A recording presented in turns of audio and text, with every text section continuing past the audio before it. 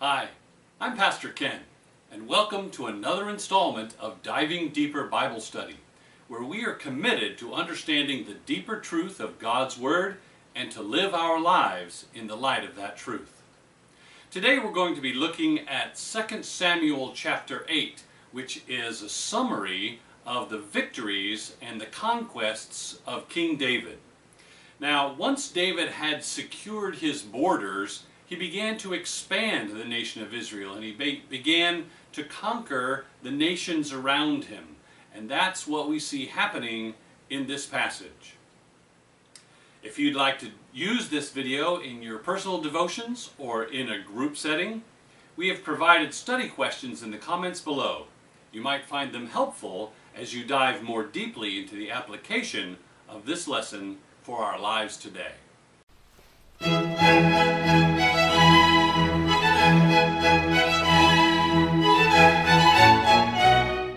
Okay, we are in 2 Samuel chapter 8.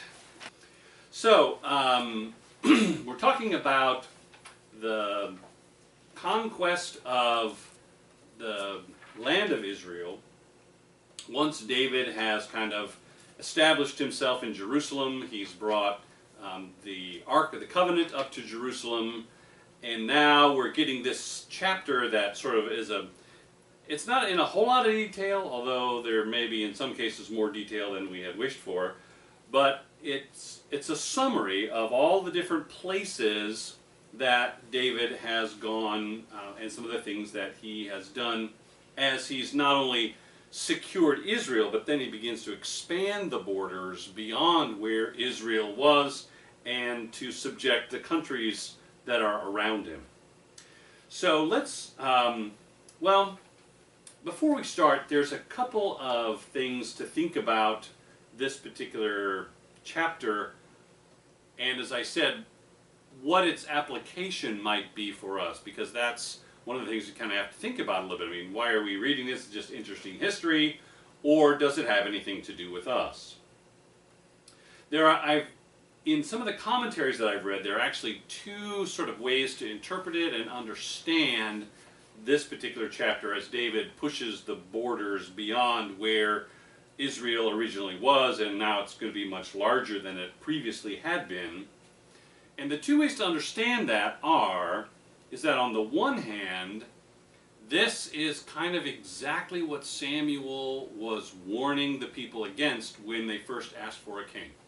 He said a king is going to demand he's going to have a big standing army, he's going to conscript your sons and your daughters into service, he's going to do all these things, and certainly that's kind of what David ends up doing. But the people said, we want a king who will lead us into battle. Well, again, that's what David is doing. So, on the one hand, it is what the people had asked for, but on the other hand, it's also one of the very things that Samuel had warned the people against. He said, if you get a king, you're going to be just like the nations around you. And they said, yep, that's what we want. And so, that's kind of what they got.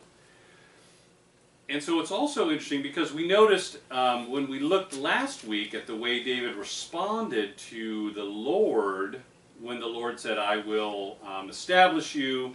And then in the last chapter, in chapter 7, at the end of verse 11, the promise that the Lord makes to David is, I will give you rest from all your enemies.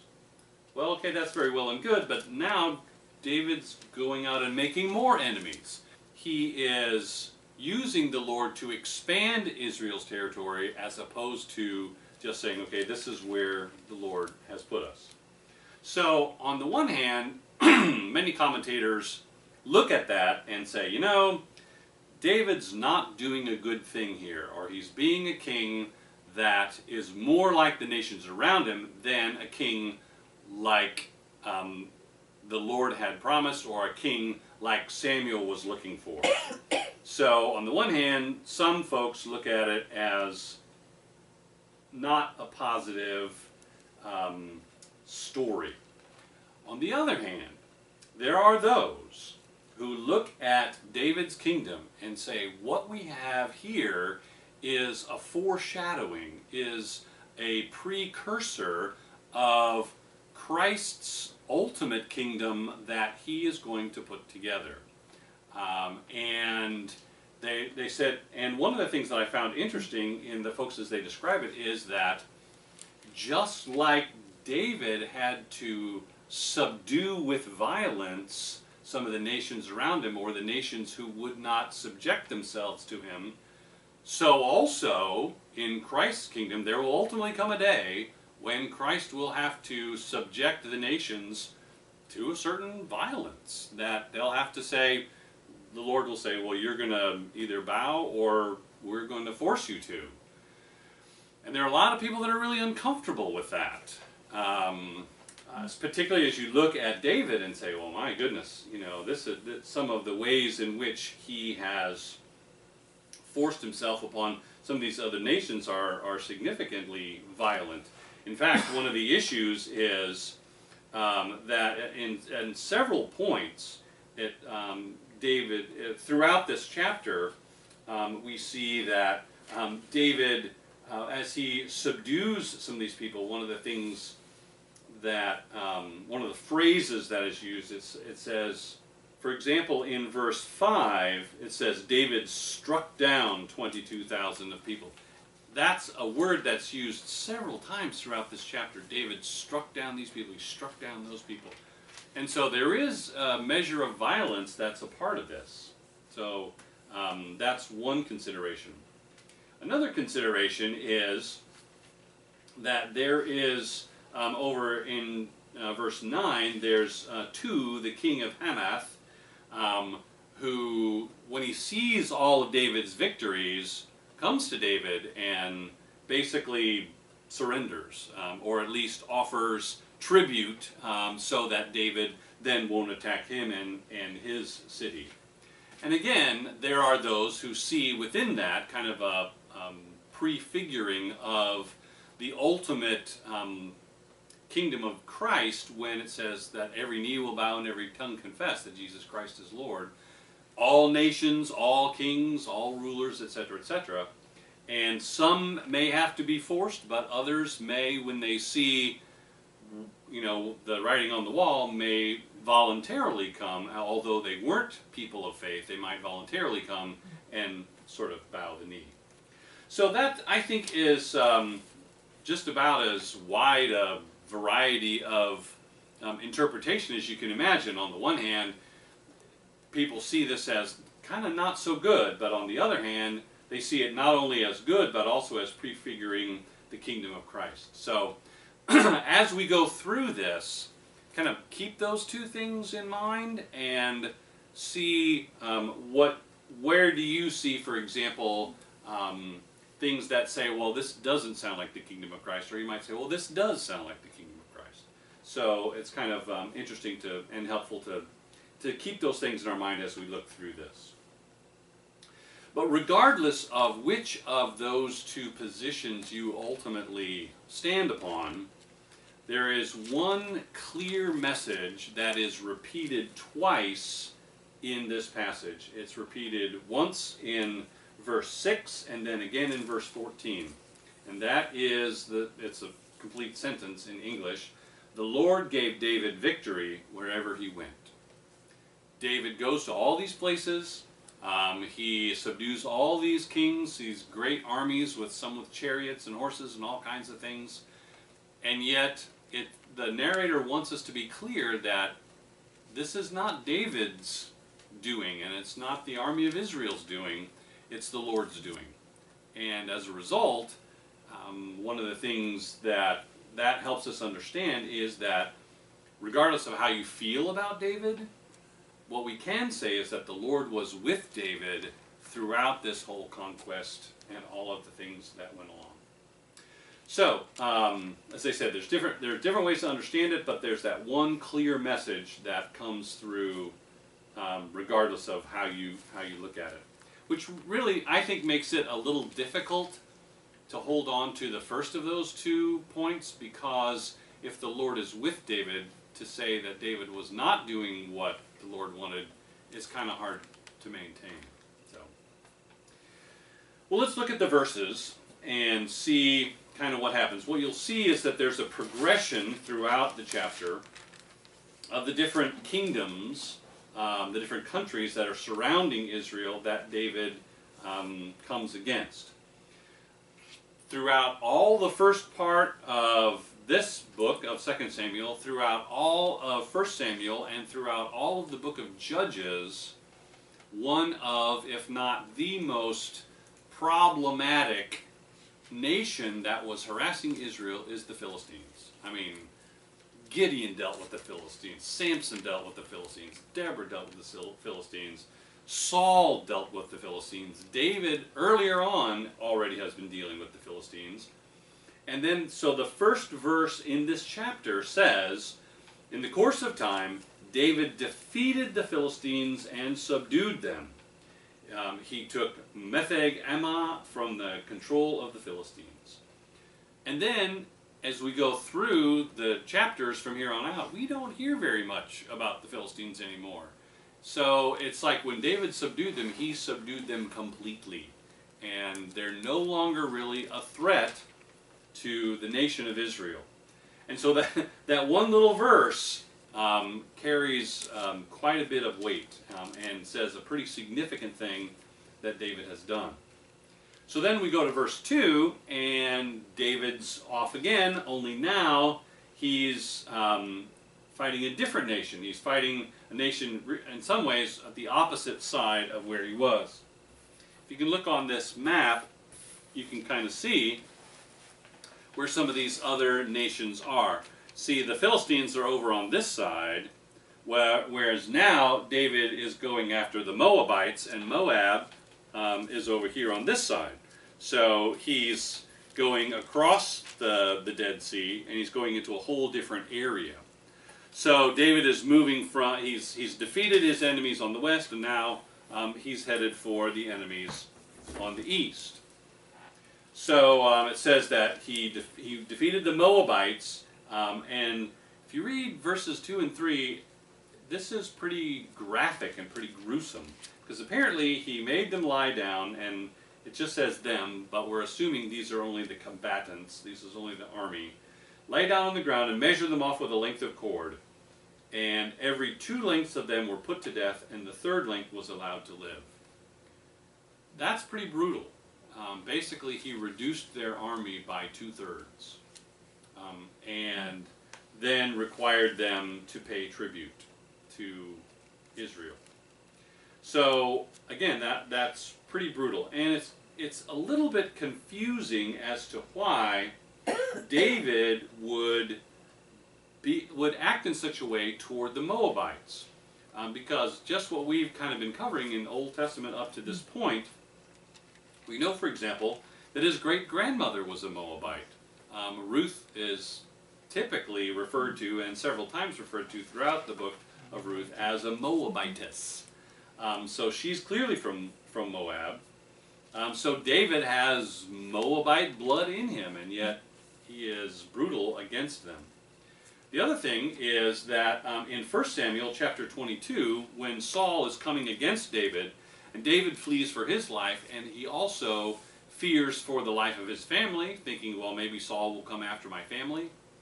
What he does is he goes to Moab, he goes to the king of Moab, and he asks the king to harbor his family and to keep them safe, which the king apparently does. And then, you know, several chapters later, we have this story about David coming against the Moabites with quite a bit of ferocity. So, so David came against the Moabites, and he subjected them, and they brought tribute to him. Then David is going against Hadadezer, which is the son of Rahab, who's the king of Zobah.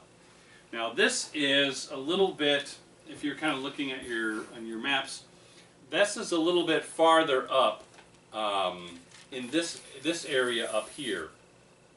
So David has gone across the other side of the Jordan River and its lakes on either end, and now he's attacking these countries over here. he's gone against Moab, and these countries they're Ammonites, so they're in this area of Ammon, and so we'll see not only this king but also the next king who helps him are Ammonites and Arameans.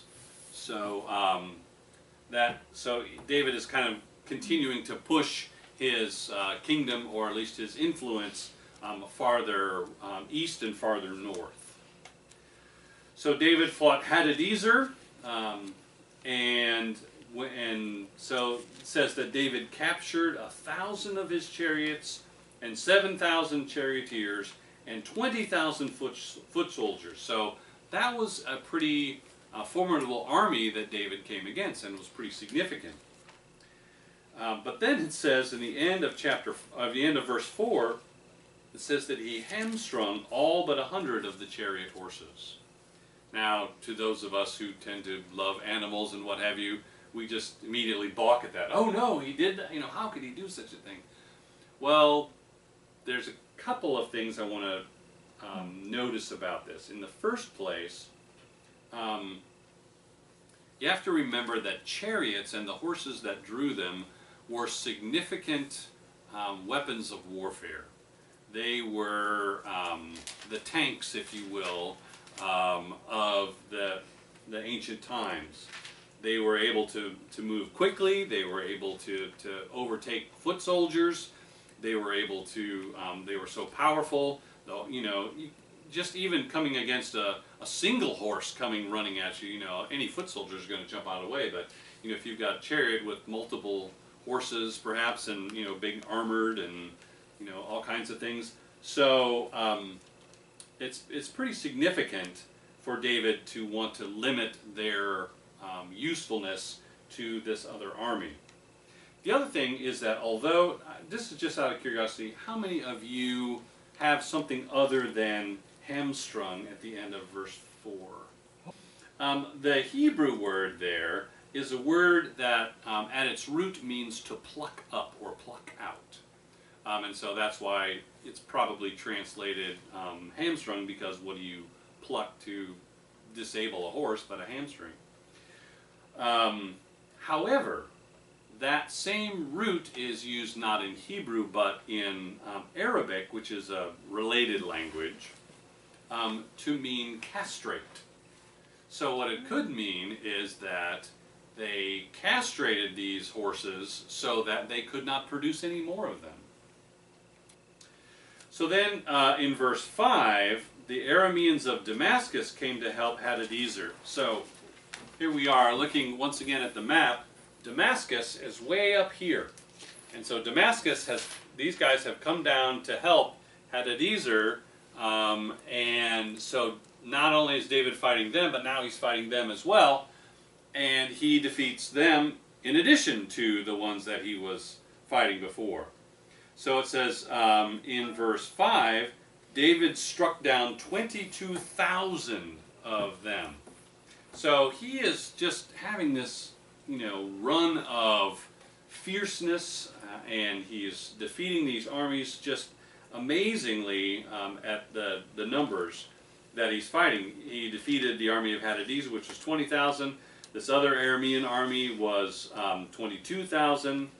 And then it says in verse 6 that he, in order to subdue these areas, that he established garrisons in these areas. So we probably put some kind of small forts, built those up there so that they could not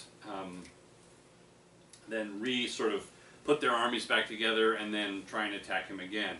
And again in verse 6 it says that these Arameans from Damascus also had to bring tribute. And then at the end of verse 6 is the first time that the phrase, "the Lord gave David victory wherever he went," is found at the end of verse 6. So then it shifts a little bit. We have all of these armies that David has defeated: the Philistines, the Moabites, and the Arameans. And then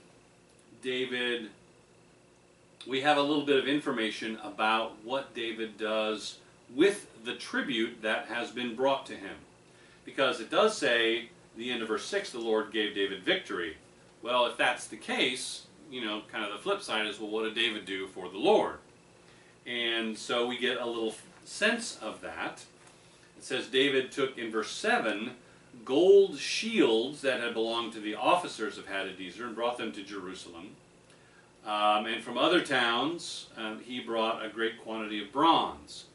So what David seems to be doing is bringing in a lot of metal, particularly precious metal, gold and bronze in this verse, and then a little bit later we'll see where David's also bringing in silver.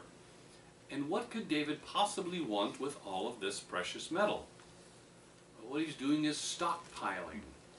He's preparing, even though he himself was not the one to build the temple for the Lord, he's stockpiling some of the things that are going to be difficult to get hold of for Solomon to be able to finish it. Now, at this point, Solomon's not even born, or at least he's not mentioned so far.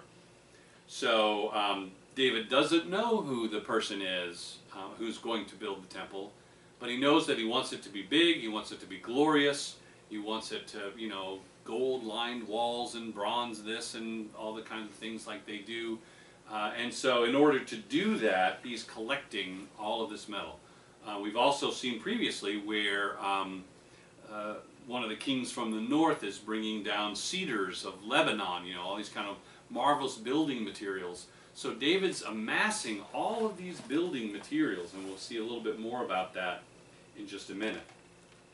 So in verses 7 and 8 we see he's collecting these precious metals.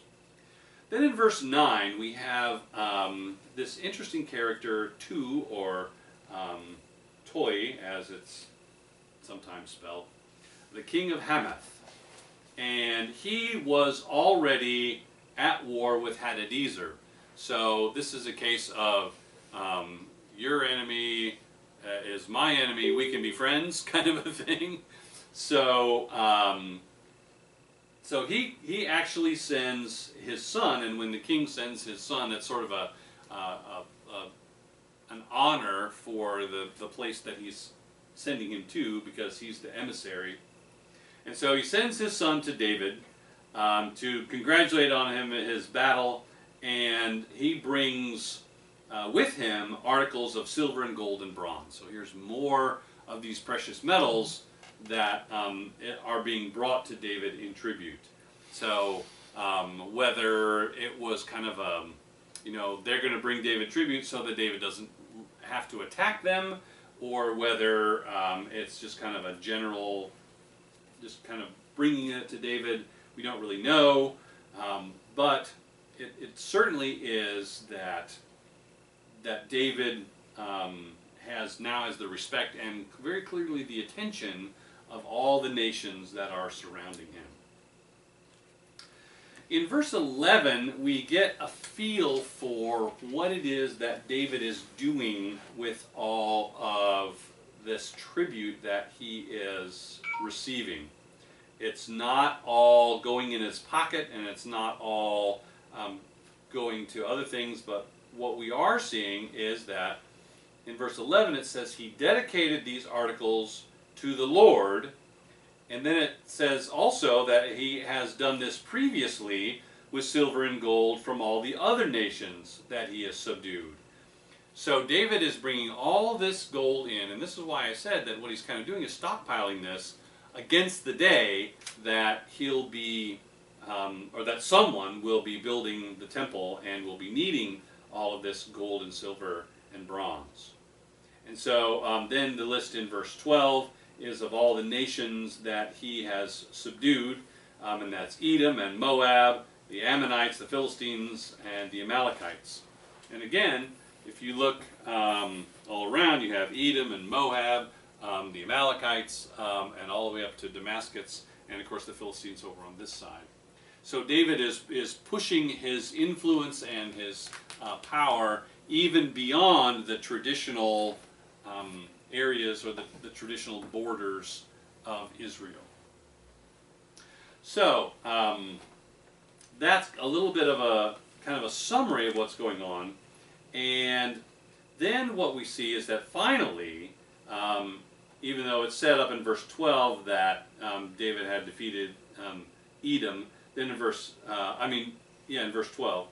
In verse 13 it says that David was famous, and then he attacked more people. He went down and fought the Edomites in the Valley of Salt, farther south, and he put garrisons throughout Edom. And so, once again, here he is not only pushing back the borders, but securing them with garrisons, with parts of his army that are there, then to make sure that they stay secure. So all the Edomites now, which are to the south, become subject to David. Then once again, we have reading the end of verse 14 that the Lord gave David victory wherever he went. That's, I think, probably the significant point of this whole chapter. That's one of the main things that the person who wrote this wants us to be aware of. Then we have this interesting little sort of suffix at the end of the chapter, about 3 verses where we get a feel for David's bureaucracy. First of all, we have verse 15, where it says, David reigned over all Israel, doing what was just and right for all his people. Once again, this is a summary that the narrator wants us to be clear that of all that David was doing, he still had time. He was moving his armies forward, but he still had time to serve as a judge, very much like all the judges did, very much like Samuel did, and people would come to the king with their thorny problems that couldn't be solved by the lower levels of judges. And so David, when it says that he reigned over all Israel, it's the same word that they used in the book of Judges, that he judged Israel. And that what he was doing was just and right for all the people. So the point is that not only was he judging, he was doing a good job of it. He was doing what was beneficial for all the people as a part of that. Then in verses 16 and 17, we get some insight into the bureaucracy and the administration of David's rule. And it's a little different from what we had seen previously. Under Saul, he pretty much had, his own personal advisors and then the army, and that was kind of it. It was very primitive in the kind of literal sense of the word.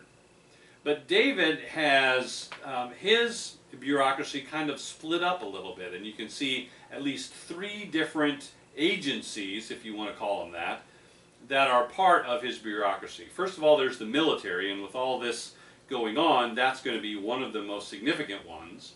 And you have Joab, who is over part of the military. He's over the Jewish part. And then you have Benaniah, and he is over these other 2 groups, the Kerethites and the Pelethites, who were also serving with Israel. You might call them almost a mercenary force. So these were other groups that were serving with Israel and that were helping David and were apparently quite fierce. The next group that you have is the secretaries and the recorders, the agencies, and you have Jehoshaphat who is doing that. One of the things about having those folks in that position is that puts David now in a place where he can levy taxes, he can determine the size of his nation, he can do all kinds of things like that.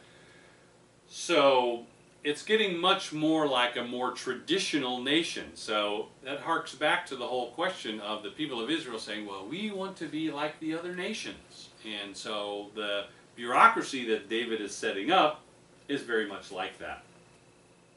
Then the third group, of course, are the priests. And you have Zadok and Ahimelech, who are the priests. And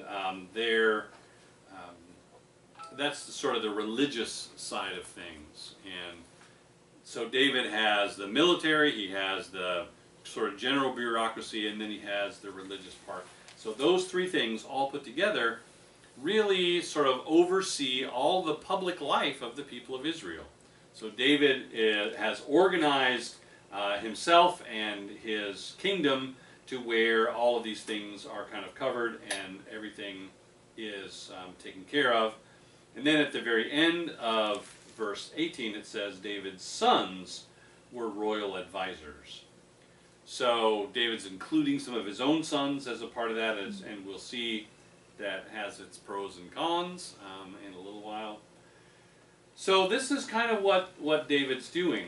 One of the things that's interesting is, as we've discovered, this is what Samuel was saying, well, you know, if you get a king, they're going to do all this kind of stuff, and is that what you really want? Well, there's an old saying that says, absolute power corrupts absolutely. And while David is probably one of the most,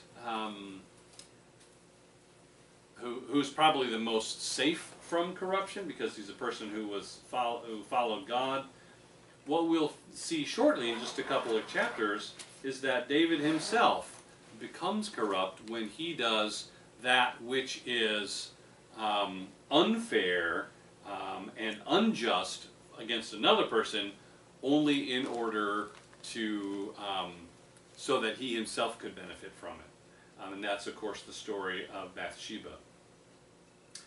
So, unfortunately, David is, with all of this expansion, with all of the success, David is, or has sown the seeds of his own failure.